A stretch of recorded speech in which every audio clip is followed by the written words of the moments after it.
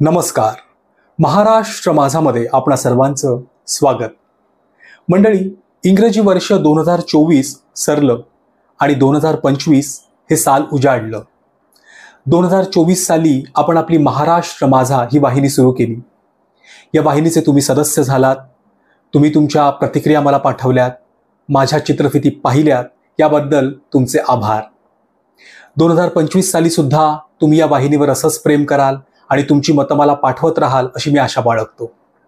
मंडळी, साल म्हणजे काय? तर वर्ष. साल हा मात्र मराठी शब्द नाही. साल हा शब्द आहे फारशी. आता एका वर्षाचे 12 भाग केलेले असतात, त्यांना आपण महिने म्हणतो. महिना हा शब्द आपण मागील एका भागामध्ये बघितला होता.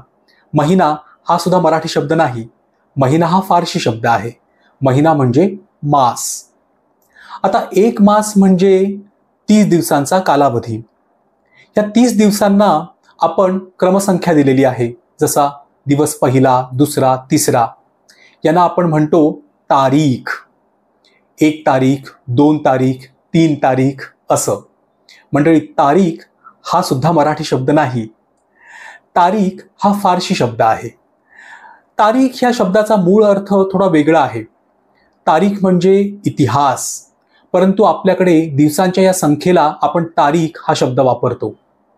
आता आपल्याकडे दिवसांची ही क्रमसंख्या आपण चंद्राच्या कलेप्रमाणे मोजतो, जशी प्रतिपदा, द्वितीया, तृतीया अशी. परंतु तारीख हा शब्द अधिक प्रचलित आहे. या तारीखला आपल्या स्वातंत्र्यवीर सावरकरांनी एक सुंदर मराठी शब्द सुचवला आहे, तो म्हणजे दिनांक. हाही शब्द रूढ झालेला आहे.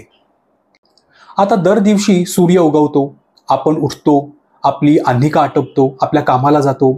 संध्याकाळी सूर्य मावळतो, चंद्र उगवतो आणि अशा पद्धतीने एक दिवस संपतो.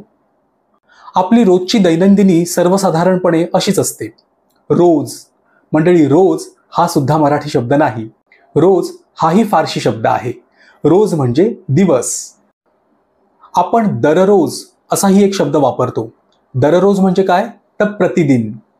यातला रोज हा शब्द फारशी आहेच, परंतु दर हाही शब्द फारशी आहे.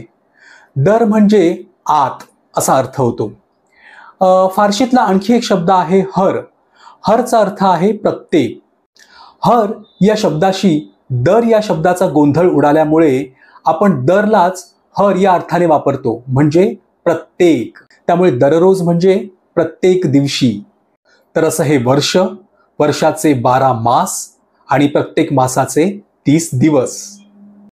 मंडळी, आजचा भाग तुम्हाला कसा वाटला हे मला अवश्य कळवा आणि महाराष्ट्र माझा ही वाहिनी पाहत रहा. जय महाराष्ट्र.